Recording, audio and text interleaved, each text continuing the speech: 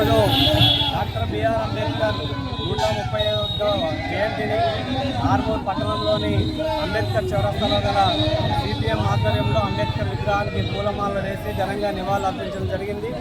ప్రధానంగా ఆనాడు ఈ దేశంలో ఉన్నటువంటి పేద బడుగు బలహీన వర్గాల కోసం అందరికీ సమానత్వం కావాలని, అంటరానితనానికి వ్యతిరేకంగా, అలాగే కుల నిర్మూలనకు వ్యతిరేకంగా మరి ఉద్యమాన్ని కొనసాగించినటువంటి డాక్టర్ బిఆర్ అంబేద్కర్ అదే మాదిరిగా అందరూ 18 సంవత్సరాలు నిండిన ప్రతి పౌరుడికి ఓటు హక్కు ఉండాలి.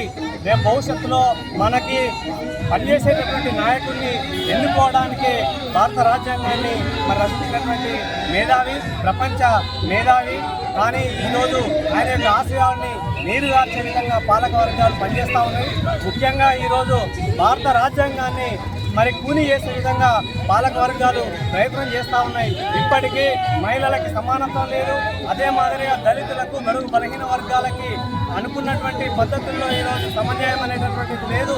ఈరోజు పార్లమెంటులో మరి ఏదైతే రాజ్యాంగాన్ని రచించిందో ఆ రాజ్యాంగాన్ని ఈరోజు కూని చేసే విధంగా పాలక వర్గం ప్రయత్నం చేస్తూ ఉంది. ఈ విధానాన్ని మానుకోవాలి. కులం, మతం అనేటటువంటిది కాదు, ఈ దేశ అభివృద్ధి కోసం ప్రయత్నం చేయాలి.